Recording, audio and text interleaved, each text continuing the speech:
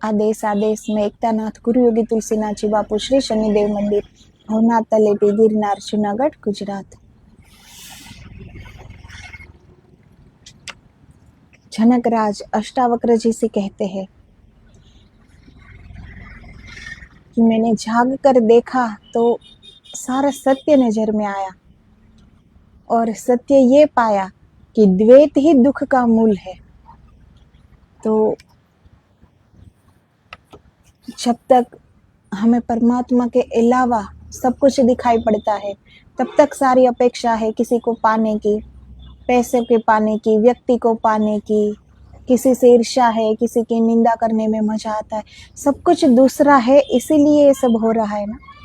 जो यहाँ कोई दूसरा दिखे ही नहीं, कि कोई दूसरा है ही नहीं, तो फिर इंसान किसकी निंदा करे, किसके साथ प्रतियोगिता करेगा। तो जो बोल रहा है वो भी वो है, जो सुन रहा है वो भी वो है, जो कर रहा है वो भी वो ही है। लेकिन हमने अपने आप को परमात्मा के सामने खड़ा कर दिया है।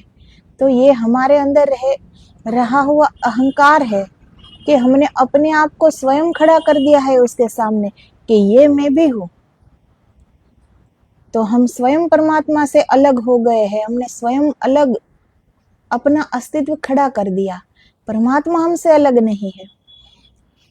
तो जनकराज ये समझे और ये कहते हैं कि जैसे सागर से लहर उठती है, अब लहर ये कह दे कि मेरा भी एक अलग अस्तित्व है, तो ये तो मूर्खता भरी बात हुई ना।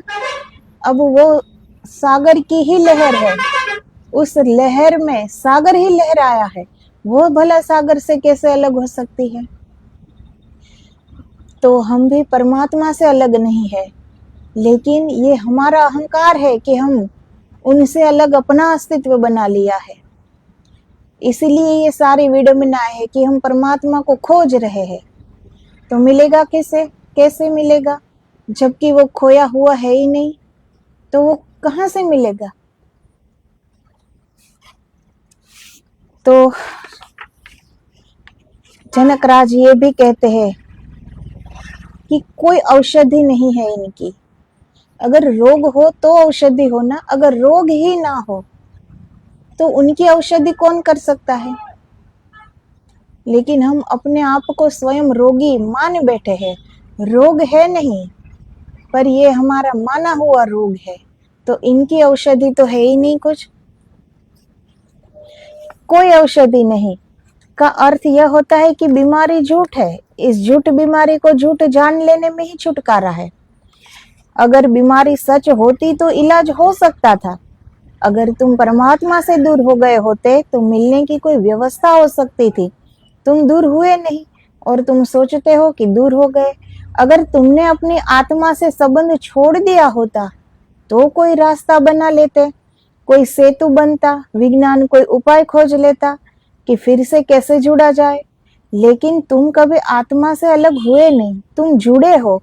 अगर मछली सागर से बाहर चली गई होती तो हम सागर में वापस फेंक देते। मछली सागर में है और चीख पुकार मचा रही है और तड़प रही है और कहती है कि मुझे सागर में वापस भेजो, मैं तड़प रही हूँ। तो क्या करोगे। एक ही उपाय है कि मछली को जगाए कि सागर तेरे चारों तरफ है, तू कभी छूटे ही नहीं सागर से। तो इनकी कोई औषधि नहीं है, मतलब बीमारी झूठी थी। तो बीमारी झूठी है ये जान लेना पर्याप्त है, इनकी कोई औषधि करने की जरूरत नहीं है। मछली अगर सागर में ही है फिर भी वो कहे कि मैं तड़प रही हूँ, मुझे कोई सागर में वापस फेंको, तो उनका कोई इलाज है क्या। तो हमें मछली को कहना पड़ेगा कि तेरी ओर चारों ओर सागर ही है, तू सागर में ही है। तो हम भी परमात्मा में ही जी रहे हैं, हम परमात्मा से बिल्कुल अलग नहीं है।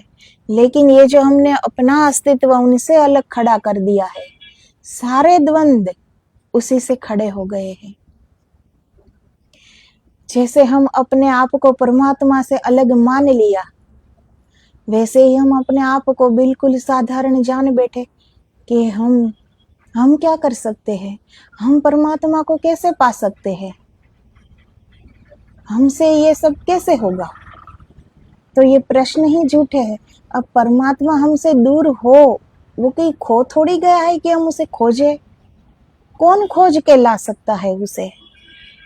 लेकिन ये हमें जानना पड़ेगा, भीतर उतर कर जानना पड़ेगा कि परमात्मा खोया हुआ नहीं है, परमात्मा पाया हुआ है।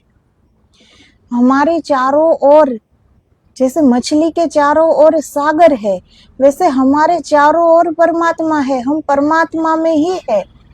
फिर ये द्वंद कैसा कि परमात्मा को अलग से खोजना पड़े? कौन खोज सकता है अलग? अगर तुम्हें यह बात ख्याल में आ जाए तो परमात्मा को पाने के जितने उपाय है वे झूठी बीमारी को मिटाने की औषधियां है। इसीलिए मैं कहता हूँ यह वचन महाक्रांतिकारी है।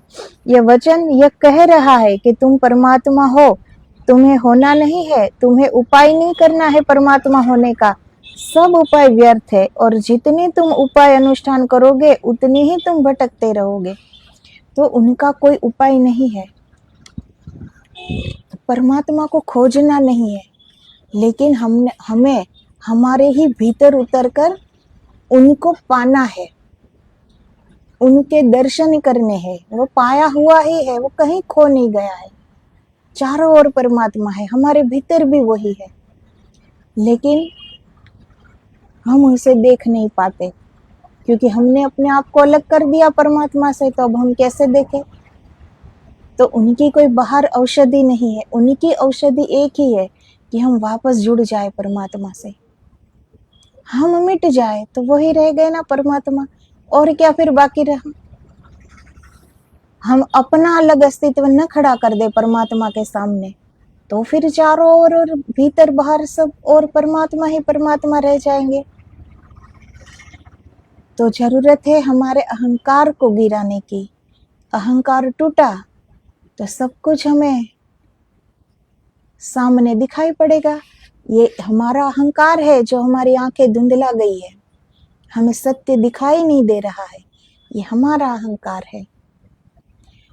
जब ये समझ में आ जाए कि मैं कुछ हुई नहीं, मैं हुई नहीं, जो कुछ भी हो रहा है, कर रहा है, देख रहा है, सुन रहा है, वो सब परमात्मा का है, सब परमात्मा ही कर रहे हैं।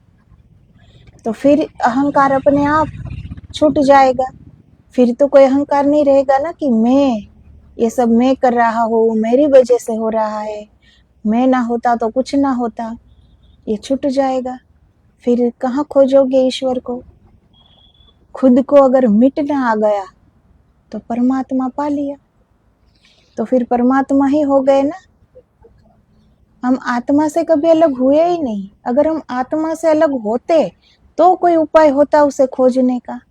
अगर आत्मा हमारे अंदर नहीं होती तो हम जीवित भी तो न होते। हम जीवित है, सांस ले रहे हैं। ये कौन सांस ले रहा है? क्या ये हम कोई चेष्टा कर रहे हैं श्वास लेने की? क्या हमें याद से सांस लेनी होती है, छोड़नी होती? क्या ये हमें याद रखना पड़ता है? क्या ये हम कर रहे हैं?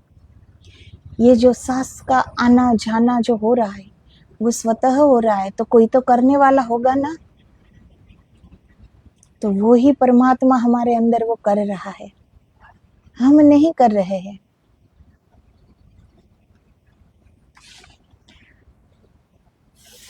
अनुष्ठान बंधन है, इस सूत्र का ठीक ठीक अर्थ होगा। योग में मत भटकना, उपाय में मत लगना।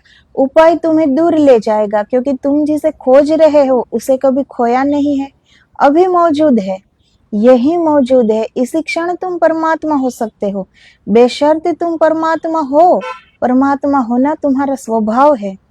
विवेकानंद कहा करते थे, एक सिंहनी गर्भवती थी, वह छलांग लगाती थी एक टीले पर से। छलांग के झटके में उसका बच्चा गर्भ से गिर गया, गर्भपात हो गया।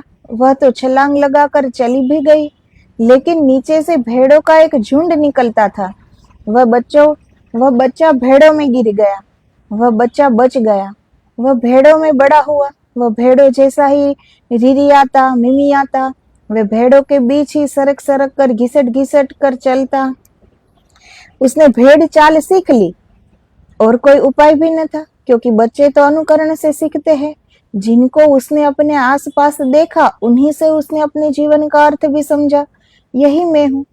तो अब वो तो जो देख रहा है, वो तो बच्चा क्या करता है, वो तो अनुकरण ही करेगा ना। तो भेड़ों के बीच में है तो बिल्कुल वो भेड़ों की तरह ही जीना सीखेगा ना। जिनको उसने अपने आसपास देखा उन्हीं से उसने अपने जीवन का अर्थ भी समझा, यही मैं हूँ। और तो और आदमी भी कुछ नहीं करता। वह तो सिंह शावक था, वह तो क्या करता, उसने यही जाना कि मैं भेड़ हूँ। अपने को तो सीधा देखने का कोई उपाय न था, दूसरों को देखता था अपने चारों तरफ, वैसे ही उसकी मान्यता बन गई। वो खुद को तो देख नहीं सकता, तो वो तो कोई उपाय था नहीं। चारों ओर जो देखता था, तो चारों ओर तो वो भेड़ों को ही देखता था, तो अपने आप को भेड़ समझ लिया कि मैं भेड़ हूँ। वह भेड़ों जैसा डरता और भेड़े भी उससे राजी हो गई। उन्हीं में बड़ा हुआ, तो भेड़ों ने भी कभी उसकी चिंता नहीं ली, भेड़े भी उसे भेड़ ही मानती। ऐसे वर्षों बीत गए। वह सिंह बहुत बड़ा हो गया, वह भेड़ों से बहुत ऊपर उठ गया। उसका बड़ा विराट शरीर, लेकिन फिर भी वह चलता भेड़ों के झुंड में। और जरा सी घबराहट की हालत होती तो भेड़े भागती, वह भी भागता। उसने कभी जाना ही नहीं कि वह सिंह है। था तो सिंह, लेकिन भूल गया। सिंह से न होने का तो कोई उपाय न था, लेकिन विस्मृति हो गई। अब है तो वो सिंह ही है ना। वो माने वो जाने कुछ भी न करे, फिर भी ये सत्य बदल तो नहीं जाएगा, वो था तो सिंह ही ना। फिर एक दिन ऐसा हुआ कि एक बूढ़े सिंह ने हमला किया भेड़ों के उस झुंड पर। वह बूढ़ा सिंह तो चौंक गया। वह तो विश्वास ही न कर सका कि एक जवान सिंह सुंदर बलशाली भेड़ों के बीच घसर पसर भागा जा रहा है, और भेड़े उससे घबरा रही है। और इस बूढ़े सिंह को देखकर सब भागे, बेतहाशा भागे, रोते चिल्लाते भागे। इस बूढ़े सिंह को भूख लगी थी, लेकिन भूख भूल गई। इसे तो यह चमत्कार समझ में न आया कि यह क्या हो रहा है। ऐसा तो कभी न सुना, न आंखों देखा, न कानों सुना, न आंखों देखा, यह हुआ क्या। वह भागा, उसने भेड़ों की तो फिक्र छोड़ दी, वह सिंह को पकड़ने भागा। मुश्किल पकड़ पाया, क्योंकि था तो वह भी सिंह। भागता तो सिंह की चाल से था, समझा अपने को भेड़ था। और यह बूढ़ा सिंह था, वह जवान सिंह था। मुश्किल से पकड़ पाया। जब पकड़ लिया तो वह रिरियाने लगा, मिमियाने लगा। सिंह ने कहा, अरे चुप, एक सीमा होती है किसी बात की। यह तू क्या कर रहा है, यह तू धोखा किसको दे रहा है। वह तो घिसट कर भागने लगा। वह तो कहने लगा, क्षमा करो महाराज, मुझे जाने दो। लेकिन वह बूढ़ा सिंह माना नहीं, उसे घसीट कर ले गया नदी किनारे। नदी के शांत जल में उसने कहा, जरा झांक कर देख। दोनों ने झांका। उस युवा सिंह ने देखा कि मेरा चेहरा और इस बूढ़े सिंह का चेहरा तो बिल्कुल एक जैसा है। बस एक क्षण में क्रांति घट गई, कोई औषधि नहीं। हुंकार निकल गया, गर्जना निकल गई, पहाड़ कंप गए आसपास के। कुछ कहने की जरूरत न रही, कुछ उसे बूढ़े सिंह ने कहा भी नहीं। सदगुरु रहा होगा। तो सदगुरु क्या करते हैं, वो हमें अपना स्वरूप दिखा देते हैं कि तुम कौन हो।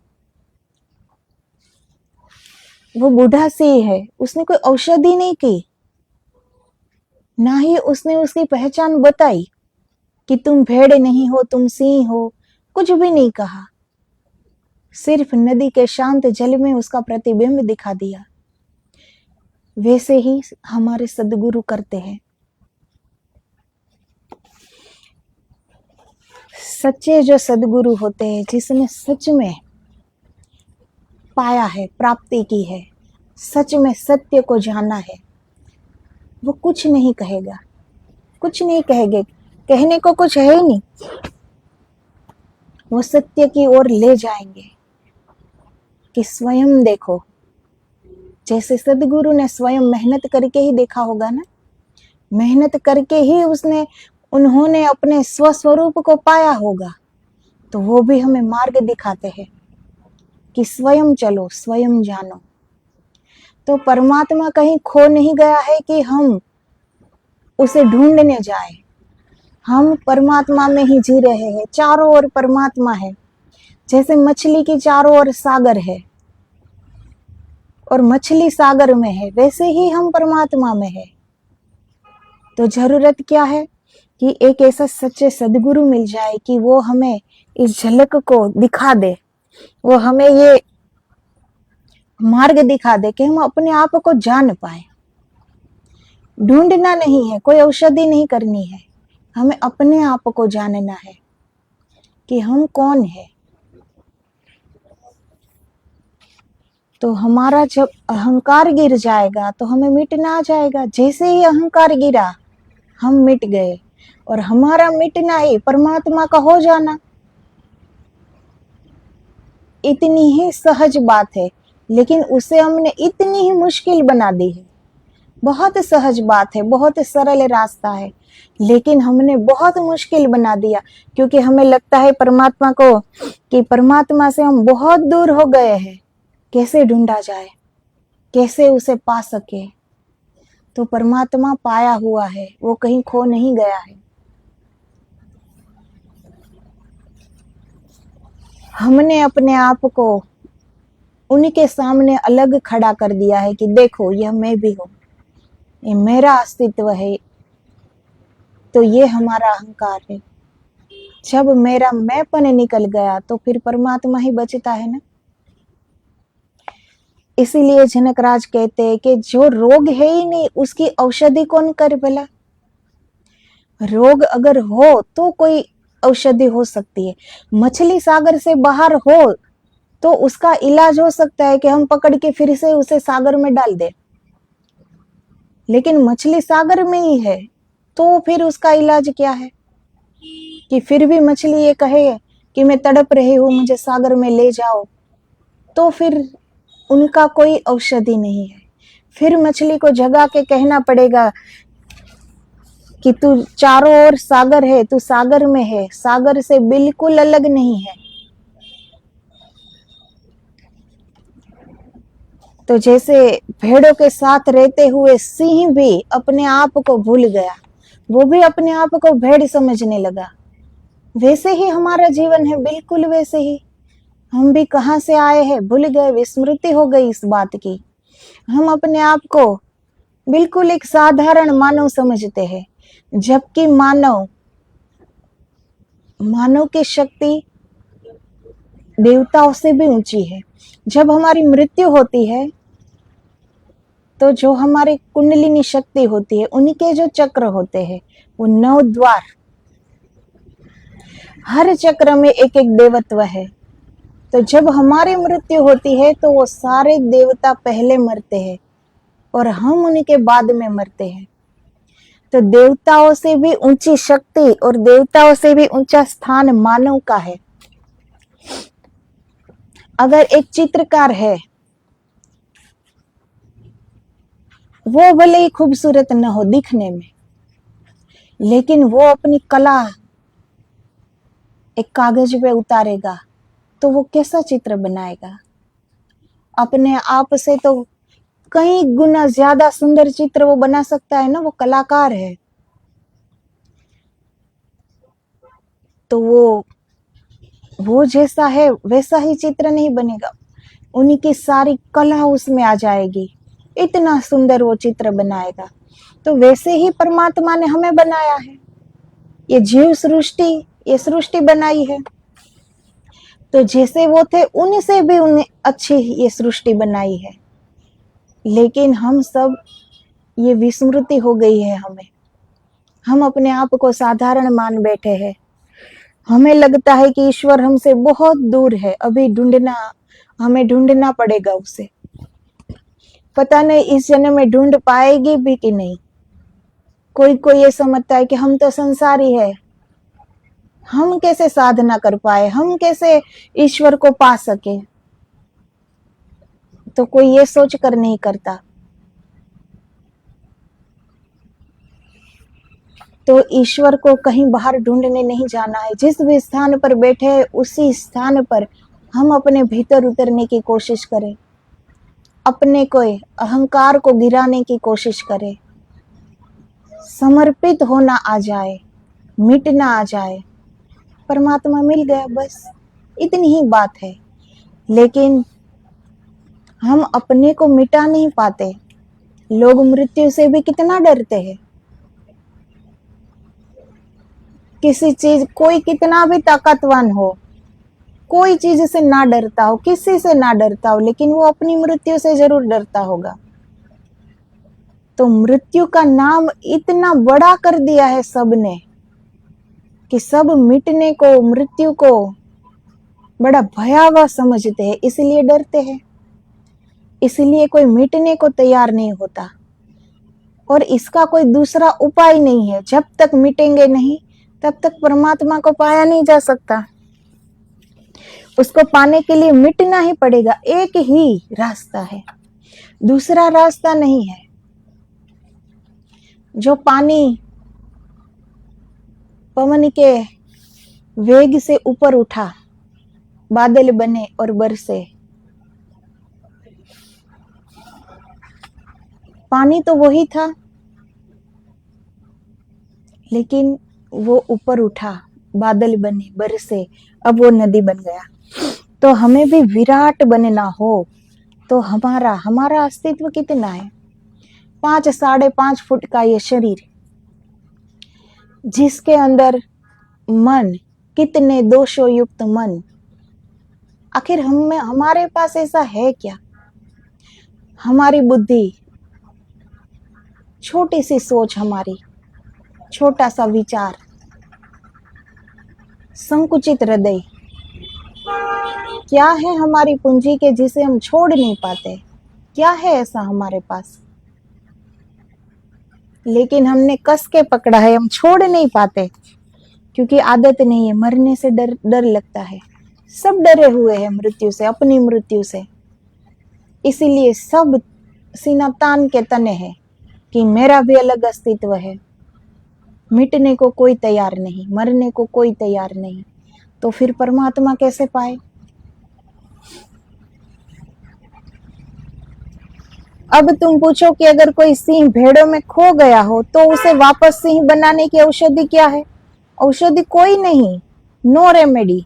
उसे कितने ही इंजेक्शन लगाओ, कितना ही वेटरनरी डॉक्टर के पास ले जाओ, दवाइयां पिलवाओ, उससे कुछ लाभ न होगा। तुम्हारी दवाइयां, तुम्हारे इंजेक्शन, तुम्हारा वेटरनरी डॉक्टर के पास ले जाना उसे और कमजोर करता जाएगा।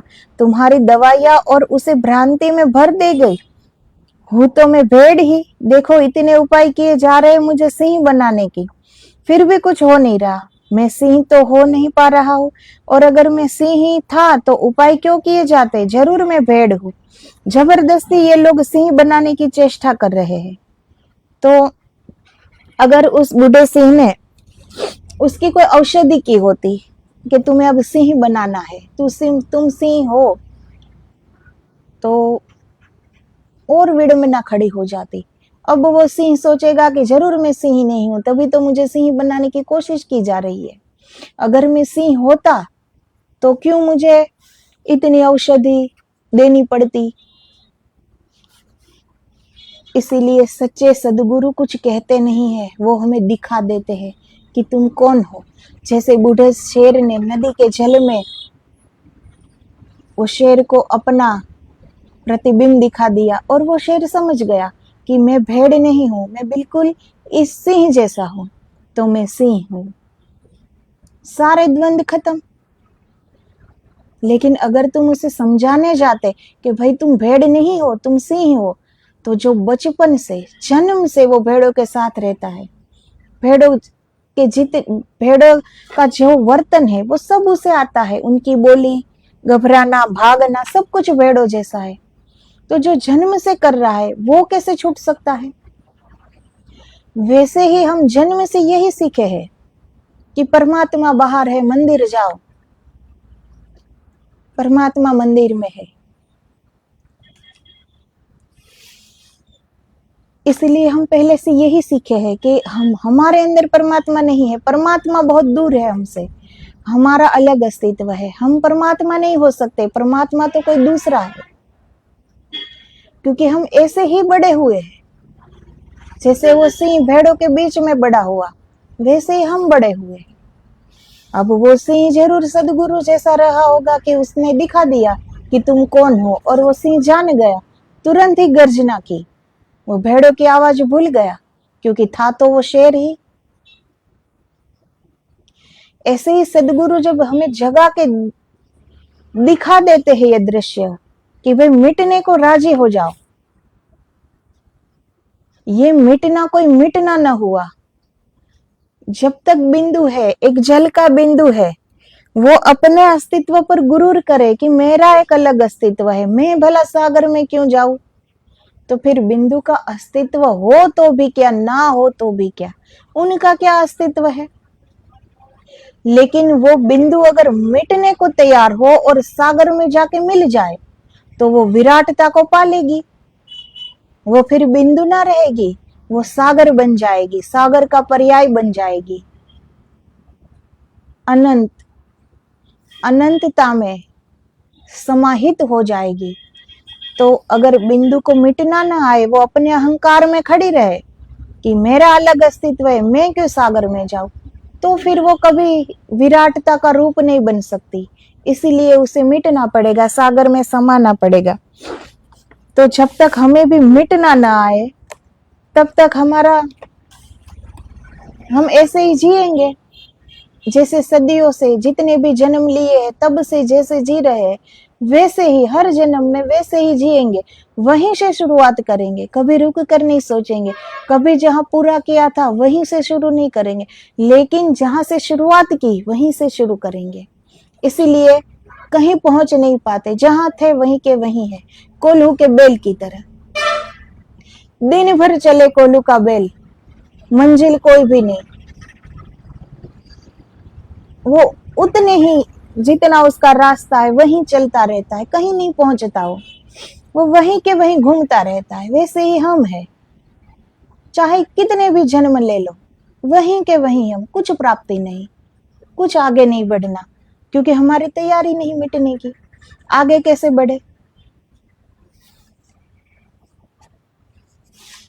फिर अगर समझा बुझा कर किसी तरह तुम इसको यह भी भरोसा दिलवा दो कि तू रट रोज, सुबह ध्यान कर बैठ कि मैं सी हूं, ऐसा रोज रट, अहम ब्रह्मास्मि, धीरे धीरे हो जाएगा। रोज दोहरा कि मैं सी होता जा रहा हूं, जैसे कुएं कहता है कि रोज मैं स्वस्थ होता जा रहा हूं। ये कुएं जो वैज्ञानिक और उनके अनुयायियों को ये कहता कि रोज ऐसे दोहराओ कि मैं स्वस्थ होता जा रहा हूँ, मैं बहुत अच्छा हूँ, ऐसा रोज दोहराओ, क्योंकि जैसा हम सोचते हैं बिल्कुल वैसा हमारा जीवन हो जाता है। तो सिंह को कोई अनुष्ठान कराया नहीं है उस सिंह ने। अगर वो अनुष्ठान ऐसा कराते कि अब तू रोज दोहरा कि मैं सिंह हूँ, मैं सिंह हूँ, मैं सिंह हूँ, तो धीरे धीरे तुझे लगने लगेगा कि मैं सिंह हूँ। ऐसा अगर यह सिंह वर्षों तक भी कहता रहे और वर्षों कहने के बाद मान भी ले, तो भी क्या यह सिंह हो जाएगा? यह मान्यता ही रहेगी, क्योंकि उस सिंह को तो पता ही है कि ये तो मेरा कहा हुआ है, ये मैं वर्षों से कह रहा हूं कि मैं सिंह हूं, मैं सिंह हूं, मैं सिंह हूं। इसीलिए अब ये सब मान गए हैं कि मैं सिंह हूं। वाकई में मैं सिंह हूं नहीं। अगर मैं सिंह होता तो कहने की क्या जरूरत थी कि मैं सिंह हूं ऐसा। तो फिर वो मानेगा नहीं कि मैं सिंह हूं, उसे खुद भी लगेगा कि नहीं होगा, तभी तो कहना पड़ा, होता तो क्यों कहना पड़ता। तो ऐसे ही जब हमारे साधु महात्मा ये कहते हैं कि ध्यान करो, जप करो, उपासना करो, परमात्मा मिल जाएंगे, उनसे परमात्मा मिल जाएंगे, तो ध्यान, जप, उपासना, साधना सब करना चाहिए। लेकिन परमात्मा के साथ सौदा नहीं हो सकता कि ये सब हम करें तो ही तो हमें प्राप्त हो, क्योंकि वो प्राप्त हुआ है, वो हमारे ही अंदर है, उसे हमने पा लिया है, देखना बाकी है। तो ये जप है, उपासना है, ध्यान है, वो हम सीढ़ी जरूर हो सकती है, लेकिन उनसे परमात्मा को हम पाए ही ऐसा नहीं हो सकता। इसीलिए ज्ञान की जरूरत होती है, इसीलिए समझ की जरूरत होती है, और उनसे ज्यादा सदगुरु की जरूरत होती है। बिना सदगुरु के कुछ भी प्राप्ति नहीं हो सकती, चाहे कितनी भी मेहनत कर ले, कोई प्राप्ति नहीं होती, क्योंकि जागा हुआ ही जगा सकता है। अगर दो लोग सोए हुए हैं, दोनों गाढ़ निंद्रा में है, कौन किसको जगाएगा? अगर उस दोनों में से एक जागे तो दूसरे को जगा सकता है ना। दोनों सोए हुए हैं तो एक दूसरे को कहां से जगाएंगे वो? तो सदगुरु है वो जागे हुए हैं, तो वो हमें जगा सकते हैं, वो हमें हमारा स्वरूप दिखा सकते हैं। तो कुछ और नहीं जानना होता है, सिर्फ हमें हमारा स्वरूप जानना होता है कि आखिर में मैं कौन हूं। और जब तब पता चल जाता है कि मैं कुछ भी नहीं हूं, जो कुछ भी है वो परमात्मा ही है, चारों ओर उनका ही अस्तित्व है। ये तो मैं अब तक ये असत्य में जी रहा था, अपने आप को खड़ा कर दिया था कि मैं भी हूं।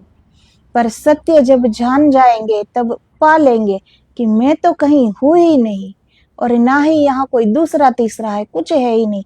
चारों ओर परमात्मा ही है, उन एक परमात्मा की ही सत्ता चल रही है, बाकी यहाँ कुछ और है ही नहीं। इसीलिए जनकराज कहते हैं कि जो द्वैत की भावना है हम सब में, वो ही दुख का मूल है। जब तक हम जान नहीं पाएंगे कि यहाँ चारों ओर परमात्मा का राज है, वो ही ब्रह्म तत्व है, उस व्यापक तत्व को जान नहीं पाएंगे, तब तक सारे द्वंद्व है, तब तक हमें ये जगत में सब दूसरा तीसरा सब नजर आता है। हमारी इन आंखों से तो हमें शरीर ही देखेगा कि ये भाई दूसरा है, ये तीसरा है, ये लोग है। मनोकामनाएं, इच्छाएं सब जागृत होती है। लौकिक सुख के पीछे हम भागते हैं क्योंकि सत्य को जाना नहीं, सपने के पीछे हम भाग रहे हैं। तो जो जागे हुए होते हैं, उन्होंने जाग कर देख लिया कि जब हम निंद्रा में होते हैं तो वो बंद आंख का स्वप्न था, और जब हम सुबह उठ जाते हैं और जो देखते हैं वो खुली आंख का स्वप्न है। तफावत कोई भी नहीं है, भिन्नता कोई भी नहीं है, दोनों एक ही है।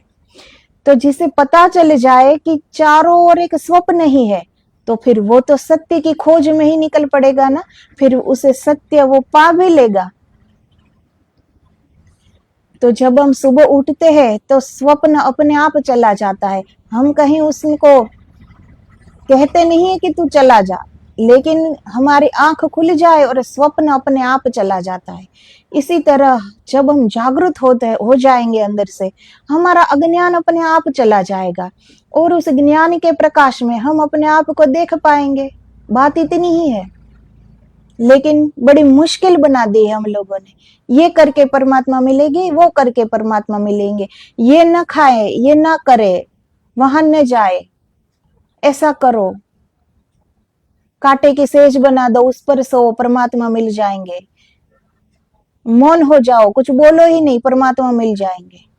अब इस बाहरी प्रक्रियाओं से परमात्मा का क्या लेना देना? हम खाए ना खाए, हम बोले ना बोले, परमात्मा को क्या लेना देना? परमात्मा ने तो सबको मुंह दिया है, जबान दी है, बोलने के लिए ही दी है। उन्होंने तो सारी इंद्रियां दी है कि हम उससे सदुपयोग कर सके, लेकिन हम किसी और रास्ते से परमात्मा को ढूंढ रहे हैं, इसीलिए वो मिल नहीं रहे, और वो मिल नहीं रहे इसीलिए द्वंद्व खड़े हुए हैं। हम ये जान नहीं पाते कि उनकी मौजूदगी चारों ओर है, इसीलिए हम ये सोचते हैं कि कहाँ कोई देखता है, इसीलिए हम कोई भी कैसा भी पाप कर्म कर देते हैं बिना डरे कि कहाँ कोई देखता है। जब उनकी मौजूदगी पता चल जाए कि चारों ओर उनकी मौजूदगी है, वो साक्षी भाव में जीना आ जाए, तो भी बहुत है, तो भी बहुत से पाप कर्म से हम छूट जाएंगे। कोई देखता है तो हम नहीं करते ना कि भाई ये देख रहा है तो अभी बुरा काम नहीं करना चाहिए। तो अगर हम एक साक्षी भाव से जीने लगे कि चारों ओर परमात्मा है, वो देख रहा है, तो अपने आप पाप कर्म छूट जाएंगे, नहीं कर पाएंगे हम। तो धीरे धीरे ये शुरुआत है कि साक्षी भाव में जिए, धीरे धीरे एकाग्र बने, धीरे धीरे अपने भीतर उतरे, अपने अहंकार को मिटाने की कोशिश करे कि मैं कुछ नहीं हूं। मिटना आ जाए तो बस परमात्मा मिल गया। तो आदेश आदेश, जय गिरनारी, जय गुरुदेव।